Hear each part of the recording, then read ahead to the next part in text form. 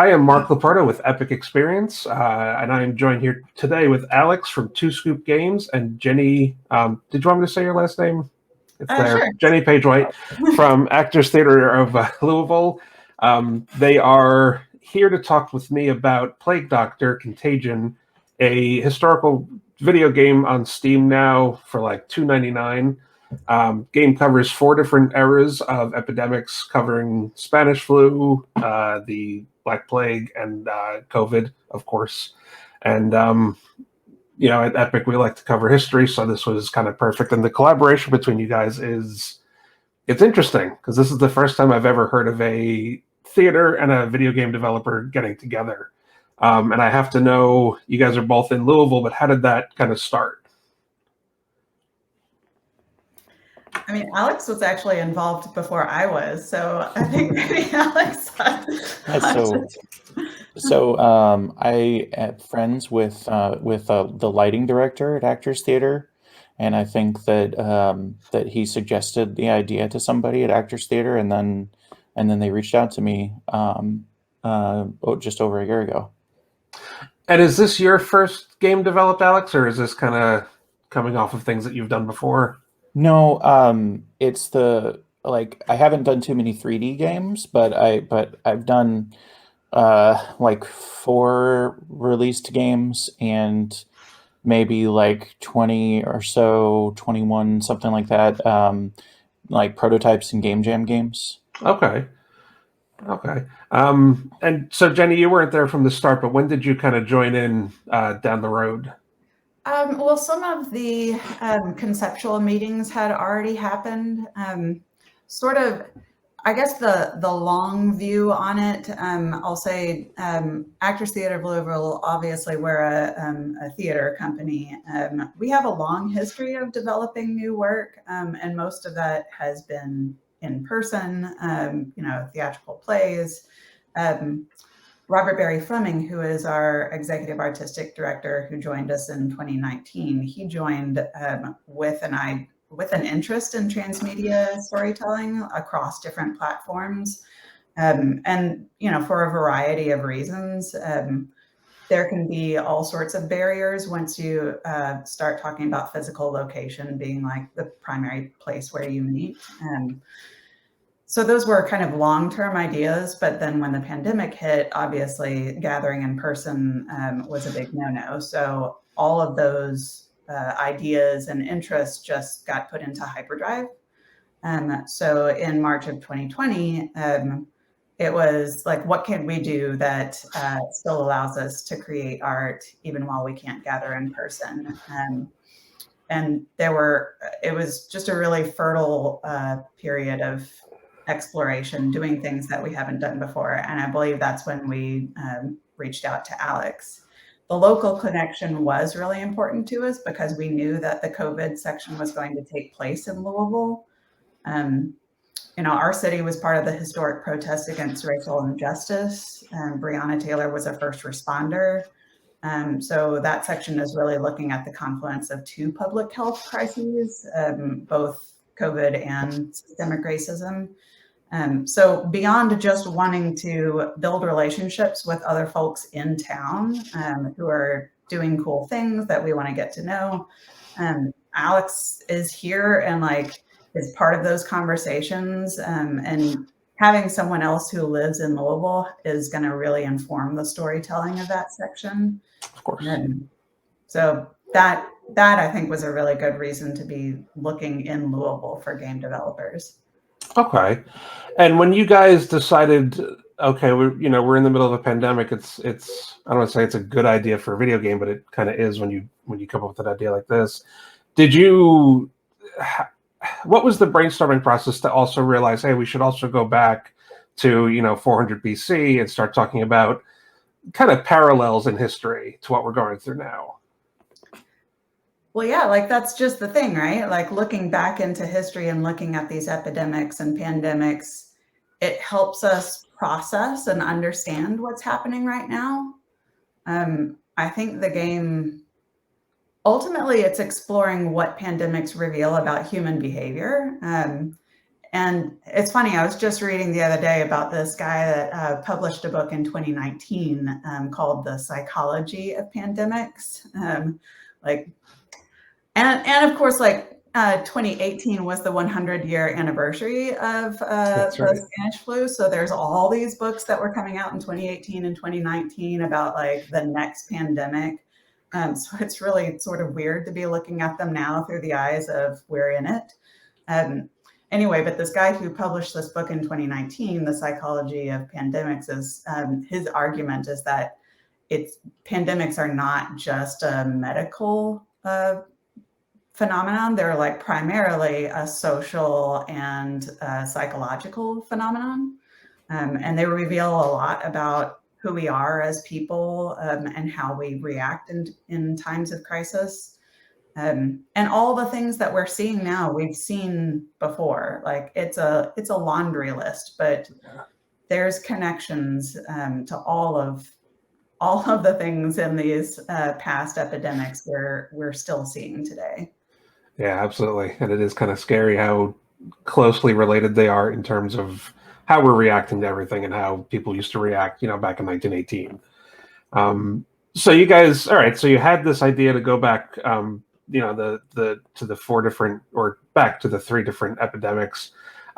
Was the psychology of that always at the forefront, or did that kind of unroll as you guys were building this narrative?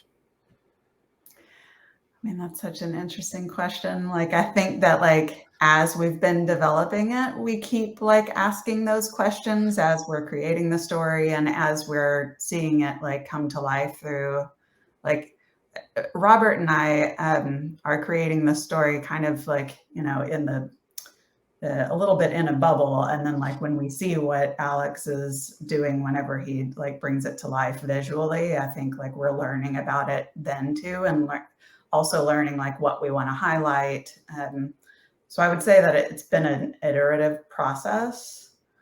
I'm definitely learning more about COVID as we go through all of when we originally planned this game, the initial timeline, Alex, tell me if I'm wrong, but it was something like 3 or 4 months. Yeah, that was some wishful thinking. Yeah, it was insane. And not only because it's sort of hard to create something quickly while you're in the middle of a pandemic and your lives are being turned upside down, but I think also the push was coming from we want to get this story out while it's still relevant. Of course. And then 18 months later we're realizing oh, okay, this isn't going to go away anytime soon. We're realizing I think we have a bigger understanding of the ways that it is relevant and continues to be relevant. I don't know if that answered your question. No, it did. It absolutely did, and I appreciate that. You kind of touched on something I was very curious about, and this goes to you, Alex. The visuals of the game. So obviously, this doesn't all take place in Louisville. We go back to Athens, and your recreation of Athens is, for the style of game it is, it works. You know exactly where you are. You're in Greece. There's no question to it. Were those pre-built assets, or did you kind of create those yourself? Yeah, so because of the scope of the game, I'm the only developer, so I wanted to focus on the programming and the game design and getting all the systems in the game working. So I set out with setting my scope from the beginning that I was going to use purchased or freely available assets for everything, which I don't normally do. This was actually one of the first times in my games that I've done that, because normally I'm the artist on my games, and I work with a partner who does the programming. Okay. But just because of the scope, I wanted to use pre-existing stuff. So some things were I was trying to go for consistency in the style. Some things might be a little out of place. As we get further into modern times, there's a lot more available. So that's yeah. So Athens was the most challenging one of the 4 so far. That surprises me. I would have thought there'd be a lot of pre-built out there for Greece. It's a very popular time period because of the aesthetics, I would think. Yeah, there are a lot, but there are a lot of not common people. There's a lot Okay. of warriors and Spartans and stuff like that. All right, that makes sense too. Before I forget, we've got somebody, Carl McEvany, is letting you guys know that your reviews on Steam are good. I can agree that actually it is a very good game, and you guys did a very good job with it. Also, our first question, just to kind of bring somebody in. So when you were building this, and I don't know who exactly, maybe best to field this question, but so what kind of historical research did you have to do for each of the 4 cities and scenarios? I mean, the best person to answer this is actually not here, Robert Barry Fleming, because he would usually do the first draft. But so in my theater life, I am trained as a dramaturg, and I typically work with playwrights as they are revising and working on new drafts of their document. That's kind of how Robert and I worked. Like he would put together our first draft, and then I would reflect back like what was striking to me and ask some questions. And with my, rudimentary knowledge of gaming, sort of like ask about the structure of how the storytelling unfolded. So in order to do that, I had to do a lot of research on my own too, even though like Robert and I were reading different things and sharing what was interesting to us. Like with the Athens section, there's really just one source document. So Thucydides is a historian. He was a general in the army, but he wrote this long history about the Peloponnesian War, and then right in the middle of it, he has this section about the plague of Athens.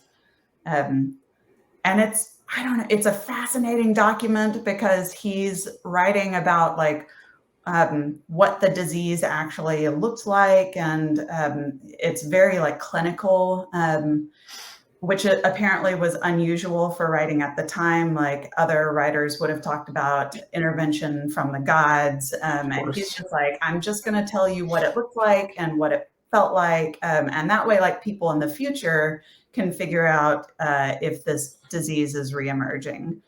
So he has this really clinical description of what's going on, but then he also talks about like the social impact.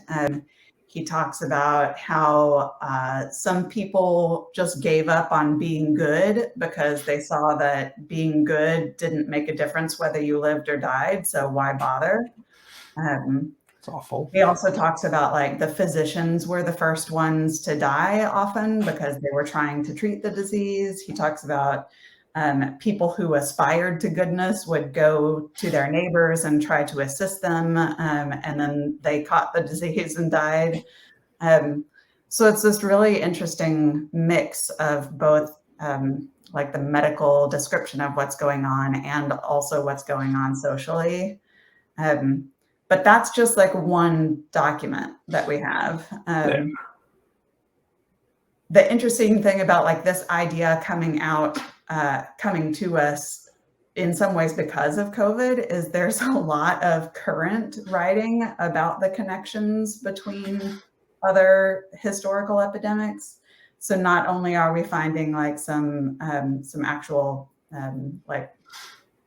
writings of the time, but we're also getting a lot of writers from this era who are talking about the connections. Of course. And that's really like where, I don't know, I think that has helped me process what's going on now.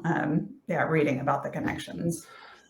Yeah, I think it's something that people need to do to understand kind of, like you said, this isn't going away. This happened 4 times or 3 times already, and each time it's gotten kind of progressively worse. And Alex, I'm going to get to you for a second with a question, but Jenni, you brought up a point that I want to touch on, or it made me think of something. So you guys cover 4 different plagues per se. You got COVID and you've got Athens are the bookmarks. Do you think the game would be just as effective if you eradicated the middle 2? Because you're talking about the social impact that was discussed at Athens, and we can see, of course, the social impact that's going on at COVID right now, and they're kind of paralleling. So even without those 2, without the Spanish flu and the what was the second one? The bubonic plague. Yeah, without the plague. Thank you. You're still getting that same story. You're still seeing, okay, COVID, it's bad. Socially, it's bad. Medically, it's bad. And, we go back to 460 BC, it's just as bad, or it seems like it's just as bad. Well, in some ways, yes. I mean, you get a lot from just comparing Athens to now. But it's all context and what was happening during each outbreak or each crisis. I think it's interesting that we get a repeat throughout many different eras of city dwellers going into the countryside. Like we saw that in COVID with people leaving like big cities to go where they could isolate. I don't know that was actually the reasoning in Marseille.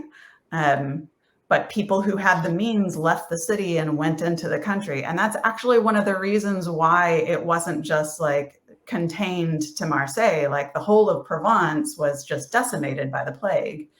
And that didn't happen in Athens because Athens was in the middle of this war with Sparta. And actually the cause of the disease in Athens was because they were like, Sparta's a land-based power. We're a naval power. The only way that we can fight these people is actually bring everyone in from the countryside behind these protected city walls. And then you have overcrowding and terrible hygiene and sanitation practices. And so the disease festers that way. So there's different ways that the disease spreads, but there are social reasons for it too. I think it's really interesting that, politicians often downplay the importance or the severity of a pandemic. I think we can see that in Athens, where Pericles, who's this great leader and is also like leading his country through a war, also basically tells his people like, yeah, the pandemic is bad and I'm sorry that you're suffering, but let's look at the bigger picture. We're at war. So everybody get behind this wartime effort. And I think the same thing is happening with the Spanish flu. Like the whole reason why it's known as the Spanish flu is not because it originated in Spain, but because we're in the middle of World War I. And all the countries who are fighting want to downplay all the death and destruction that's happening. And Spain is neutral. So it sounds like, oh, there's this terrible stuff happening in Spain, but actually it's happening everywhere. So yes, I think you get some of those, you get some of the connections by just comparing one epidemic to another, but I think it's just richer when you have more things to compare to and you see them popping up in different ways throughout history. That makes sense. That does make sense. If you took out the Spanish flu, it would kind of make it seem like, I guess, that there's been nothing since Athens. And, hey, it's been kind of clean since. That's a very good point. Alex, I wanted to bounce back to when we were talking about researching for Plague Doctor. So I know you did the assets were purchased, but did you have to kind of do a little deep dive to kind of make sure everything looked? Obviously, you're not recreating city scale 1-to-1, but you wanted to make it at least look like Athens and Louisville and all that. So did you kind of engage in any sort of historical research for that? Yeah, I did a lot of looking for painting. Well, for Athens in particular, I looked at some paintings, and also for Plague, I looked at some paintings and different things online that I found, and references for, what different objects would have looked like at the time to try to find the right assets, and modified some of them. And then for Spanish flu, there's a lot more recent content available. So there's like actual newspaper clippings and things that I'm using. And then we're gonna have like radio broadcasts and stuff like that in that chapter. And then for the current one, for COVID, I've used Google Maps to try to replicate some locations, and I've also gone downtown and taken a bunch of pictures of different things. Since it's like 10 minutes from where I live is like where the main center of the protests were, um, and also Robert has videos that he took himself from the days when the protests were going on, and I have some friends who were involved in it too. So I'm gonna try to kind of bring all that together and try to pick different people from the crowd and get a good sampling of try to make sense of it. But then there's also a like a strange kind of surreal aspect to the game with the Plague Doctor themselves, and so that's something where it's not really it's out Well, yeah. he's out of place in every time period except for the bubonic plague, and that was kind of by design. In that, actually, in the original concept, we wanted to play as the Plague Doctor, and you would be looking out from the mask and hear breathing noises, and you would actually time travel to different periods. But then through brainstorming and everything, it seemed like it made more sense to do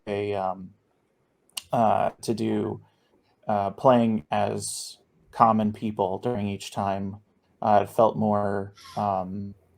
It felt more like putting you in the shoes of a person in that era, and so we went with that concept instead, and have the Plague Doctor kind of as a ghost of Christmas Future kind of character that comes in and tells you a bit about some, maybe warns you about something, maybe talks to you about a decision you made or something like that. And that's I have a lot of fun with working on making those scenes feel a little weird, and they're going to get weirder as it goes on too.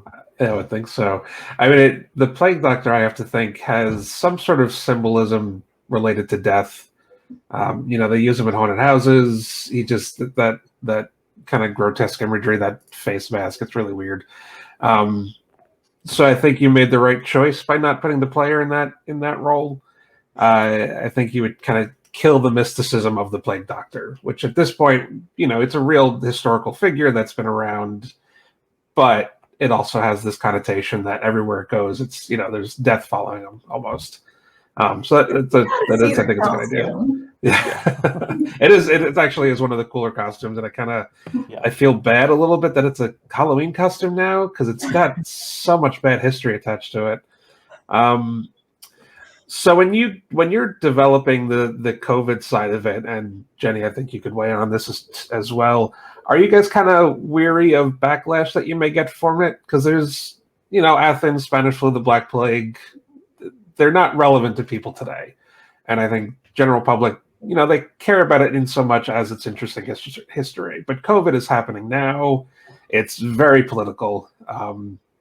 It's impossible to avoid the politics. And you guys think that maybe it's hard not to take a stance on it, so you're going to alienate some part of your audience or intended audience? I mean, I think that's the purpose of art, actually. I think, like, why shy away from it? I really think of theater specifically, but art more broadly. It is a public square. Like, its purpose is to generate dialogue about the things that we value or don't value. Yeah, sometimes that's going to get really heated.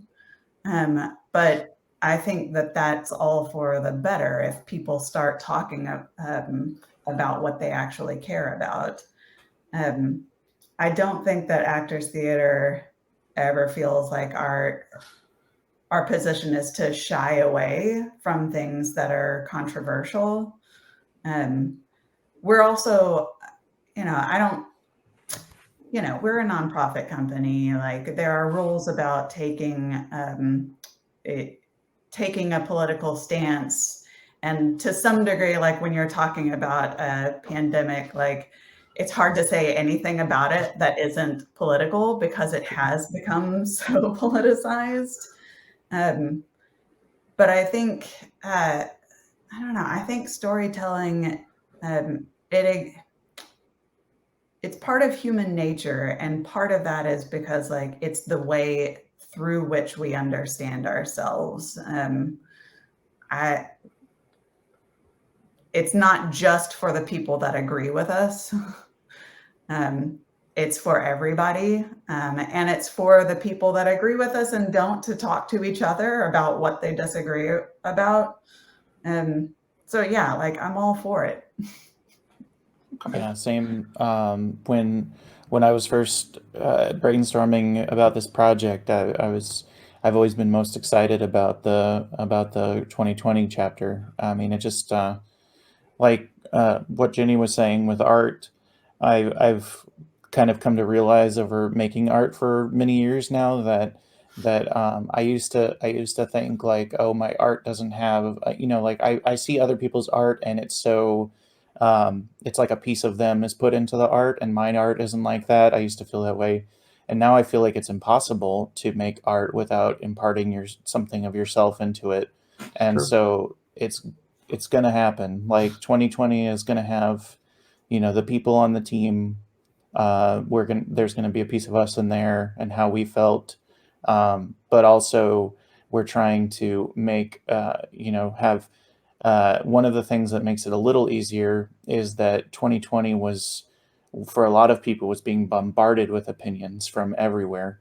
And so one of the main things in that chapter is going to be trying to replicate that feeling of being bombarded by all these different opinions. Maybe your parents, your uncle, or your friends, or different people with different theories on what's true or not, and not knowing the full scale of the problem yet, because it might be, the time period that we're looking at is a little earlier on. Hearing different things from different people, and hearing about all of the movement with the racial justice protests and things going on at the same time, and hearing everybody's opinions about those on all sides and everything all at once. And so one of the challenging things for me technically is I have to get systems working in the game where you can see stuff that's happening on TV. You could see stuff that's happening on social media on your computer. You could see messages coming in from people that you know and don't know on your phone. All of that stuff makes it really challenging, but really interesting. And so we're trying to have that chapter have the most choice and the most and have choices that matter, which is something I'm really excited about. And also, it's going to feel a little overwhelming when you play it, I think, which is exactly how it felt for everybody, I think, last year. I would say so. So kind of building off of that, would you say that the 2020 release, and I don't think I mentioned that this is coming out in parts. It's going to be 4 parts. Do you guys have like a timeline for the 2020, or is it just when it releases? Yeah, we are don't. not as naive to think that we can finish it in 3 months when we first started. But it's just like as they are completed. Okay. So with the 2020 release, I assume this is probably going to be the bigger of the 4. Maybe not so much so in length, but maybe in length because you have more content to work off of technically, because it's right there in front of you. But it's going to get the most emotional response. It's going to get the biggest kind of build for the narrative. And I would think on both sides, both for the designer, you, Alex, and for the narrative side, Jenni, that this is going to be kind of like the 4th act of a very broader story. So it's going to be a lot more impactful. Yeah, we'll see what happens with the reviews. I mean, brace yourself. That's all I can say. It's no matter how wonderful the game is, because it's such a political topic. You guys know that it's gonna turn a few heads, and most you can do is just kind of look away, or not engage, see why they didn't like it. But it is kind of sadly inevitable. Now, Alex, that one thing that actually has been like a happy accident, because of course when we first started, we thought that we were going to try to just like bust this out and still be relevant in 2020, and now we're in the middle of 2021. I think that we started communicating that we were working on this game and had a title for it before we knew when we were going to release. And the fact that it is titled 2020, like 430 BCE through 2020 AD, actually gives us a little bit of, I think it's helpful in a lot of ways. Because like I said earlier, I think like we're starting to understand the situation better after spending longer time in it. And I think, a lot of stuff has happened at the beginning of 2021 that we don't have to get into. There's still, a future to this pandemic that we don't know what it holds, and we don't have to try to predict the future. We just have to try to say what the situation was during 2020 before vaccines were like totally available to the public, before January 6th. There's lots of things that we don't have to really explore. We have to know that they're coming, but it sort of works both ways. So you mentioned the future, and actually I'm going to touch on what somebody in the chat had said. First off, our viewer Colonel, social and political upheavals always follow epidemics and pandemics, so the pattern is repeating itself with COVID. I don't think anybody here disagrees with that. But you mentioned the future, and funnily enough, he recommended a couple of different pandemics you could touch on if you ever decide to do DLCs. But do you think that there would be room for even expanding on the 2020, because we are going into 2021 and probably even beyond 2021? Do you think there's an option to maybe not flesh out a massive branch off of the current Plague Doctor game, but just like a little, a short DLC that just kind of says, this is kind of where we're still at? That's a good idea. I mean, we still have to create Philadelphia and the Spanish flu and COVID, so still a lot, yeah. Well, we still have a lot to tackle before we start thinking about more, but yeah. Never hurts to just jot it down in the book. Yeah. And what's kind of, talking about the development process on both ends, what's been the hardest part of bringing this together to keep it on? I mean, 3 to 4 months is a very ambitious schedule, I'll say. But even, if you extend that to like 6 to 8 months, what is kind of like the thing that may hold you guys back further? I for me personally, and I think it might actually apply to you all too, is like all the other projects that we're trying to tackle at the same time seems to be my biggest hurdle. So I do game development as nights and weekends side job. So I'm the amount of time I can put in is limited, and I want to make it count. So I try to so that's a big hurdle for me. Trying to keep the scope small is something that I've learned, and I tried to do from the beginning. I think the scope is going to bust out a little bit in 2020, just because I want to do it all justice. But yeah, working on other projects. And Alex also had a new baby as of the beginning of this project. So. Congratulations, that'll do it. Probably the biggest project. Why a 3-month timeline was crazy. Yeah.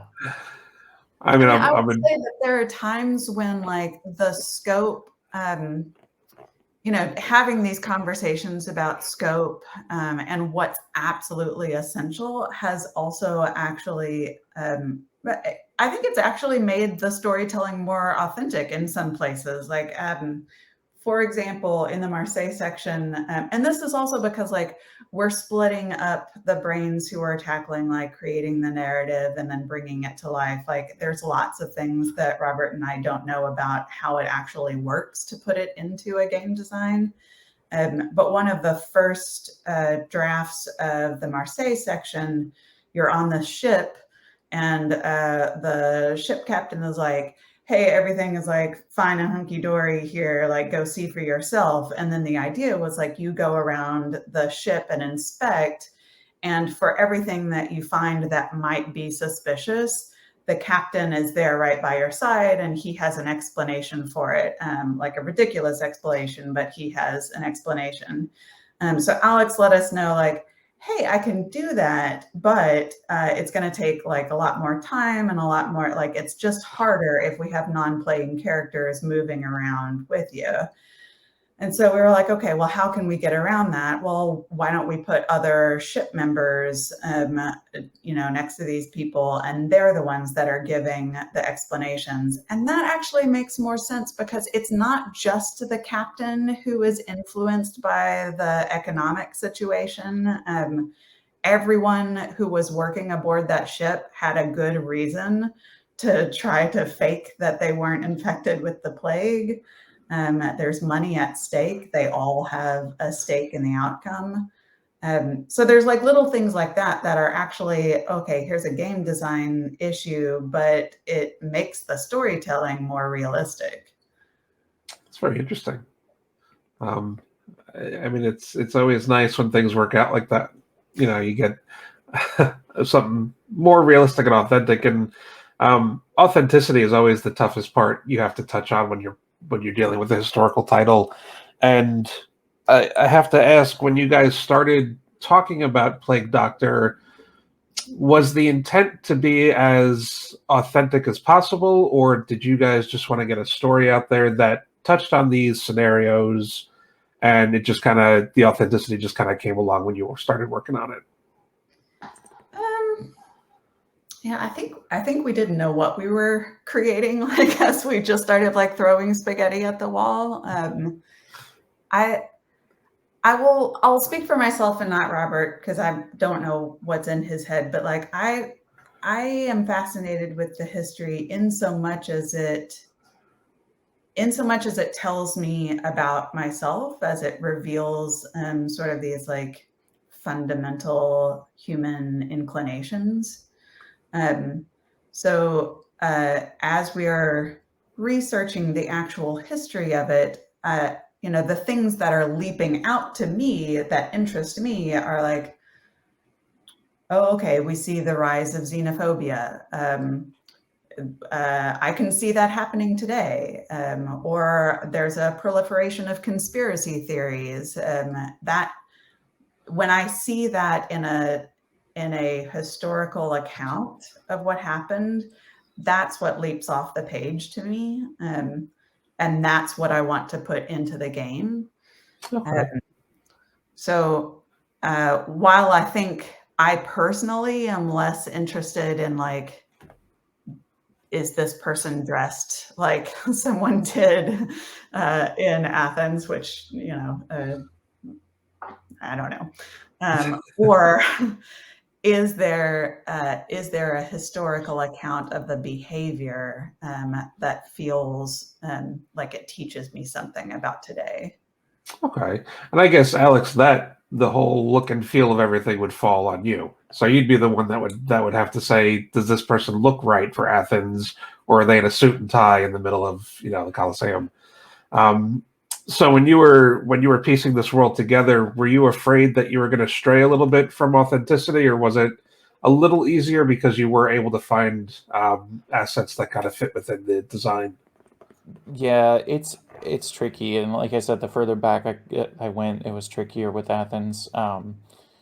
It was I feel like if you look with a really critical eye, you'll probably find a lot of inaccuracies in the visuals, but the story and tying it all together, I try to do that by the entire presentation just kind of gives you the feel of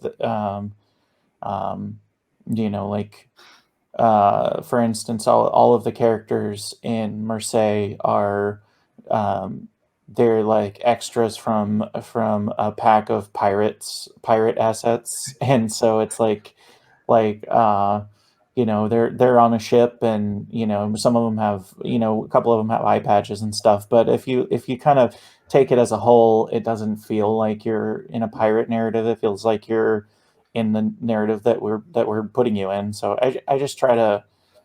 I'm not as concerned with getting everything 100% accurate as I am with showing the the main like feeling from that part of the story. Okay.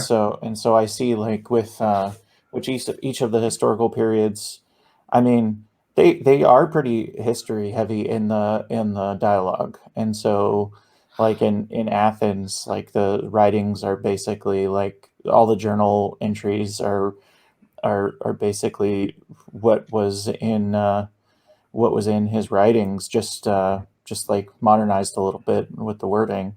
And then the situation in Marseille is a real situation that happened with the merchant ship. So it's more about getting, like, the story. The story part. It's not as important to have everything just right, Okay. because I'm never going to get there. And so the search for perfection is going to keep me from getting more done. Of course. And then again, extending that deadline. I have to ask though, so say, down the line, Sony approaches you and says, hey, here's a boatload of money. We want you to take Plague Doctor, flesh it out into this 3D world. We'll give you what you need. Do you think you would kind of change your tone a little bit? Obviously, it wouldn't just be you working on it, but say you're the lead designer who has kind of say over the direction everything goes. Or are you still, because it is such an impactful and important story to tell, all four of them are important to tell, are you still going to say, hey, do your best, make it look kind of like we're in this scenario or in these generations, but also we want to make sure that the story is what is at the focus? Yeah, I mean, I definitely have to say that the story and the messages are the most important part. I mean, if money and team size and all that is no option, no object, or no concern, why not have togas for the people in Athens and make it look right? But yeah, it's not as big of a focus. I think that there were actually decisions that we made that had, like, I was originally trying to have music that was period appropriate, and the decision to go away from that actually made a big impact positively. So Okay. yeah, it's more about it's yeah,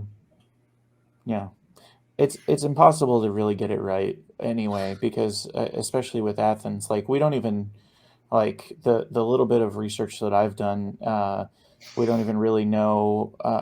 Like, we landed on typhus, but we don't even really know if it was typhus. Like, that, like, historians don't even know what what disease they had. The descriptions are all a little bit off from other diseases that we know. So it's like, and then also I think that I've heard also that a lot of history of Athens was written later by people in Rome, and so it's, yeah. Skewed. I feel like there's a rabbit hole with trying to make things too perfect or too accurate.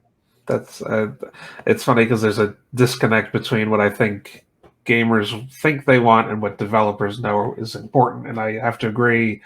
Story, especially for something like this, is tantamount. And you could make this in a Roblox mod, and it would still have the same impact. It really doesn't matter what it looks like as long as you're telling the story that should be told. And I guess Jenni, you'd probably have the same. I thought that story is. And you guys went for something that was more interactive and less. I'm sorry, it was more narrative based and less interactive because the story was what was needed to be out there, and not so much like another video game that bypasses the story for some weird action segment that doesn't fit. I mean, I think yes to everything that everyone's saying. Like, I think that if you're dramatizing something, like, unless you have somehow historical proof that this conversation took place between these two people, and here's their whole backgrounds. Like, it is an imaginative leap. So like what people think might be like a clear black and white line between authentic or not, like I think it's a lot blurrier than that.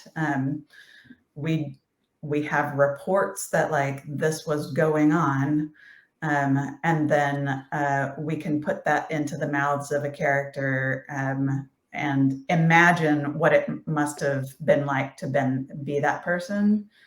I mean, I should also mention that like the line between story creation and game design is also a little bit blurrier. Like Alex has been adding dialogue for a lot of the like interactive elements. Okay. And I think Alex is as much of a historian with like, oh, okay, like I heard that there were conspiracy theories floating around in Marseille. Like, this is what this character can say. So I think we're all taking part in that. And yes, there is, there's evidence to back up like what was the situation, but inherently by dramatizing it, by creating a character that you don't know whether they existed or not, like there's an imaginative leap. I also think like some of the, although we have chosen to make it more narrative based and have less decisions, well, first of all, I think that we're going to change that like as we move forward, like we're going to try to have more decisions, but also what I'm discovering from watching other people play now is like there's essentially one decision for the player to make in Athens. And like as I'm watching other people playing it, like they're like it's a really important decision for them. Like there's only one, so it's like, what is this going to do? And I don't know, it's made me think of a lot of things. Like the decision is like, do you help this infected person and risk infection, or do you turn away? And the first thing is, as I watch people like really kind of like figure out, are they going to do it or not? I'm realizing, oh, these are the exact same things that we do today. Like the choice to wear a mask when you go somewhere, or to make a statement and not wear it. Like those are all the micro decisions that we make every day these days. And two, I think, I don't know, this is kind of a messy thought, but like it has to do with the expectations of being able to change something that's really big. Okay. Yeah, and like I think I'm finding myself like that. I want to feel like I have control these days, and I know oftentimes like this thing is just so big, it's out of my control. So like, as much as I like can social distance or put on a mask, like I'm one piece of a very large puzzle, and there's only so much control I have. And there's something sort of like really satisfying to me about the fact that this choice in Athens, like, it doesn't matter what you choose, like people still gonna die. Typhus gonna do what Typhus gonna do. So I don't know, that was a big messy answer about authenticity, but also about like, choice making. Well, I think it brings up a bigger and more important concept of these people are making a choice in Athens in a fictional setting, in something, like you said, doesn't matter. It does for the game, but not so much in real life. But then you have to think retroactively, or you have to be more introspective. Like you said, these are choices we are making.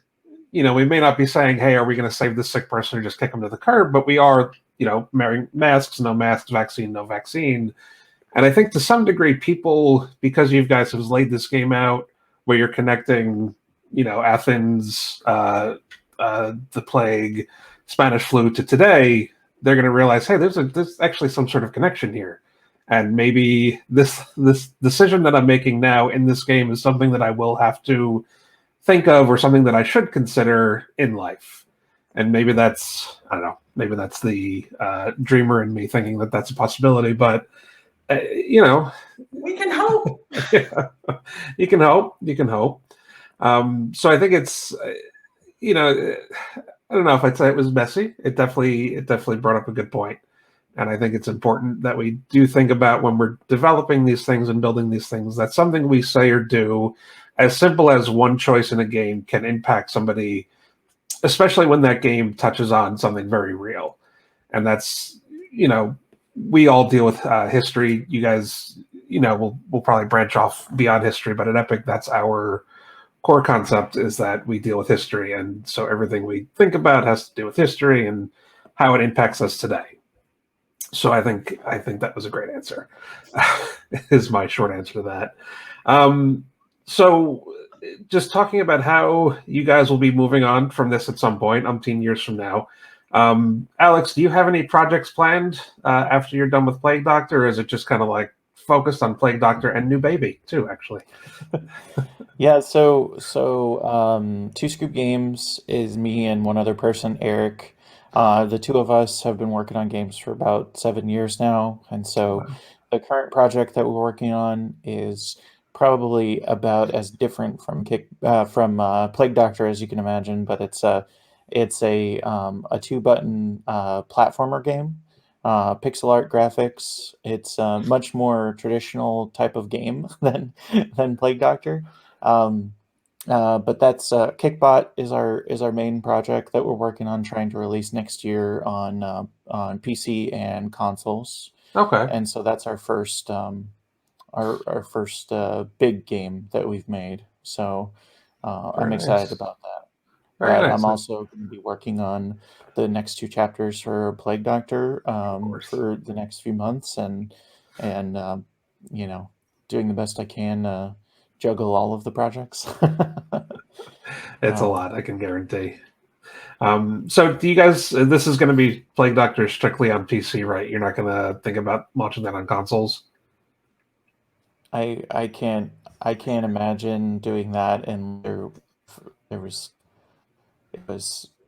more successful or something on PC, but yeah, the goal was to get it out on the platform where the most people can experience it, and yeah, I think that Actors Theater made a great decision with the pricing to make it you know, something that more people could see and experience, and so Yeah, $2.99 is kind of a nice little price point for people.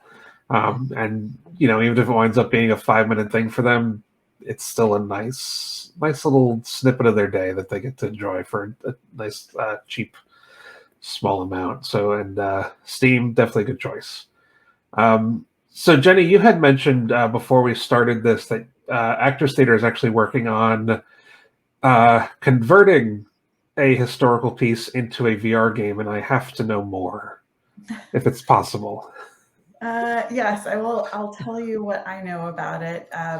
So we're, you know, we're trying out all sorts of different platforms. We are going to be reincorporating live performances again as it becomes safe and as we understand what protocols we need to take in order to keep it safe. But we're developing games, and we're developing this VR experience. Actually, we're in the middle of 2 VR projects at the moment. So the first one is called Ollie Summit, and it's currently available as an audiovisual play. It's written by poet, playwright, spoken word artist, man about the town, Idris Goodwin, who also has some Louisville roots. It initially was going to be an in-person performance, and then COVID happened. It was first released as an audiovisual play. It's now, we're working on the VR experience of it, but it's inspired by the 1967 summit of a lot of prominent Black athletes who met with Muhammad Ali to question him about his conscientious objection to serving in Vietnam. So it's really about the seminal moment in history that started like not just a social justice conversation, but also collective action. And it's exploring what a Black man's battleground really is, and what it means to fight and stand on principle. That I don't think that we have a firm release date for when that is, but it feels like it's really near the finished product of that iteration. And since we have been working on VR in that experience, we're also like adding that to like A Christmas Carol is one of our long time traditions at Actors Theater. We already have a radio play that we did last year. This year, we're adding to that. There's going to be a live performance that incorporates VR elements, which Okay. Robert's here not right now because he is in the thick of that. And there's also going to be a VR experience of like the ghost world in that story. So yeah, there's a lot of stuff happening on different platforms. That's all very fascinating, and I kind of wish I was closer to Louisville. That's the great thing about VR, right? You don't. Well, that's true. Yeah, that is very true. I have to. I can't imagine a live play accompanied by VR, and I can't. I need to know more. So when you guys are deeper into that, I'm definitely going to reach out again. Okay. Alex, since we're talking about VR, before I let you guys go, is that ever something you'd be interested in developing for VR? Or are you just strictly standard gaming? So a while back, we were looking at doing some VR contract work for a company, and Eric and I bought some VR headsets with the company money and everything, and we played around with them, and we did a game jam game. And it was a very, very small VR project just to kind of see how it worked, where you would roll dice and it would tell your fortune. It's kind of a spooky. We do a Halloween game jam every year, so this was like a spooky fortune telling dice VR game. Okay. And that's available on our website. I think it works with the standard like Vive and Windows Mixed Reality headsets and stuff, but haven't done anything since. VR is a very interesting animal to develop for. The frameworks for it are changing all the time, so it feels like every time I've revisited it, it's like a completely different landscape. Oh yeah, which is not super fun as a developer, but that's how things are. If some technology is new, it moves super fast. So yeah, I mean, I've definitely got ideas. I've got mostly silly ideas for things I'd like to make in VR, but I think it's a really cool tool and really cool platform. One of the things that we didn't get to touch on too much are the influences for the game, and if VR games that I've played that are huge, that are really cool. Luna is a really interesting game, and then there's also Half-Life Alyx, which I think is probably the best VR experience I've ever had that there can be right now. It is just amazing. Yeah, but I'd have to agree. Yeah, so those are really cool. I'm definitely want to check out the stuff that Actors Theater is making, and I'd love to learn more about who's building those too. I have to see if it's anybody I've heard of. Well, we're working with Agile Lens right now on the Christmas Carol VR stuff, and I've had very little contact with them, so I couldn't tell you much about it. But they're a cool company. Cool. I'll have to look them up. Well, if you guys had anything else that you wanted to plug or say, feel free. Otherwise, I appreciate you both taking the time to chat with us at Epoch. I'm excited for the end of for the rest of Plague Doctor. Not that I want to be excited about a game about people dying, but you know, it's a good project. It's an important project, and I know Epoch's going to be following you guys as much as we can. And if anything ever blows up and you do something else like this, we'd definitely love to chat with you guys more. Awesome. Yeah, thanks so much for having us. It's a great conversation. Of course. Thank you both. And again, Jenni Page from Actors Theater, you are the literary manager, And Alex was the designer from Two Scoop Games. Thank you guys again, and we will chat with you again soon. Thanks so much. Have a great day. You too.